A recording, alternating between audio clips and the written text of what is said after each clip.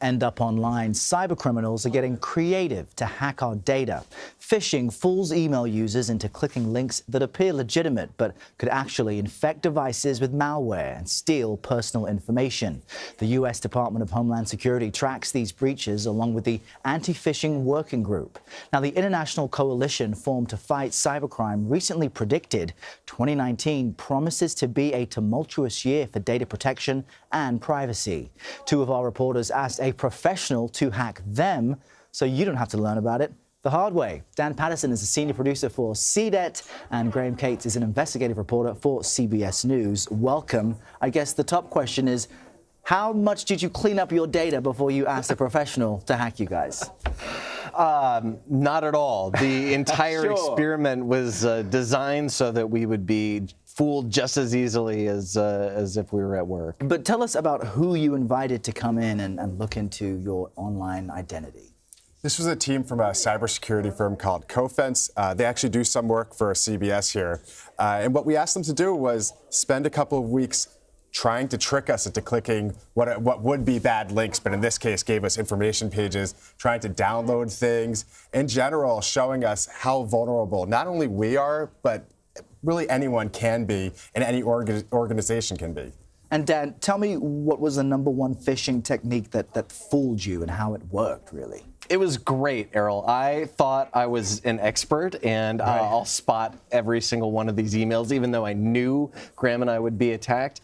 I fell for a bunch of stuff that I shouldn't have. But this also goes to show just how easy it is to fall for some of these emails, because they came from people I thought were colleagues. In fact, the software that hackers use is so good that it can mask the sent from email address as well as the links in the email. So I thought I was clicking on an email from Graham, and no, I fell for a hack. Now, one of the most infamous examples of all of this, as we know, was back in the 2016 election. Hillary Clinton's campaign manager, John Podesta, had his emails leaked through a phishing scheme. It was an email that looked legit, and it was actually a phishing scam. But how have tactics evolved in just the past few years?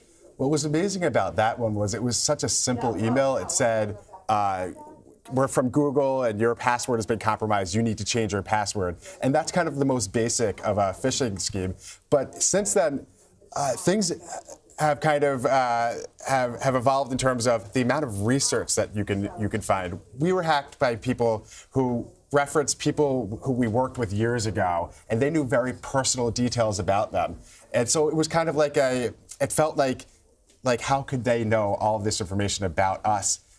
And we're not even politicians. Right, and you think of, you know this experiment is happening. You guys are young and relatively intelligent, and yet still you can be tricked. Let's talk more about politics, though, because this 2020 potential field of contenders is only growing. What do they need to look out for as these techniques become more advanced? Yeah, so the point of doing this was to show that, hey, even when you know that you'll be attacked, you can still get fooled, just like this massive spectrum of candidates that we see in the Democratic primary field. We spoke with Tanya Dudley.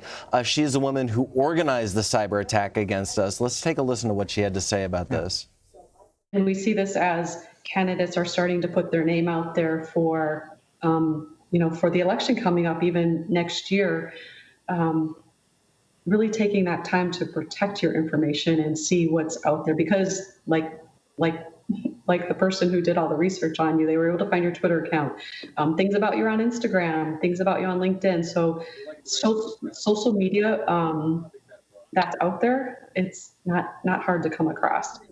Yeah, that's pretty scary. So the information that you and I put onto the internet willingly in social media, social networking accounts, as well as just other links that could provide details about you, all of that can and will be used against you in a spear phishing attack.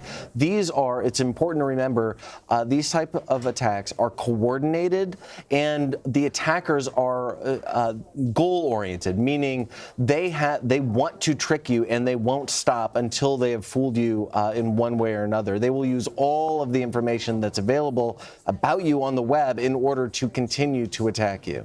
Yeah, I think that's an important part. We had a barrage of emails, and even though we were successful in avoiding so many of them, it only takes one or even two to to throw the whole thing off. And you're saying that they can now use information that you've shared about yourself online. We know that they use your contact list. So what's the news you can use coming out of this? Are we now just supposed to have a hard and fast rule, don't click on links? Is this the world that we're entering?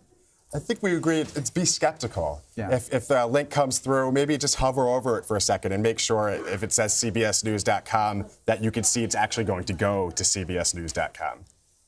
There's also a technique that hackers use designed to take advantage of your emotional state. So in the report that CoFen sent back to us, it said this email was designed for this particular type of emotional trigger. So, for example, the one that was sent to me about your Twitter account has been hacked preyed upon fear. So it tried to get me to impulsively click on a link before all of these other instinctual behaviors to defend myself kicked in. And that was really, really effective. Yeah, that's important. And also, let's say Dan's emailed me, and I notice he doesn't usually have typos, or maybe he does usually have typos, and this one's really good. Anything that kind of seems like it's not in keeping with what you're expecting from that person or that organization is something where you should take a step back and say, do I feel comfortable with this one? And if not, is there something within my company or some other resource where I can have them look at it first before I go through with it? All right, some great guidance and advice there. Thanks for putting yourselves on the line so we could all know how to protect ourselves. Dan Patterson and Graham Cates. Thanks a lot. Thank you.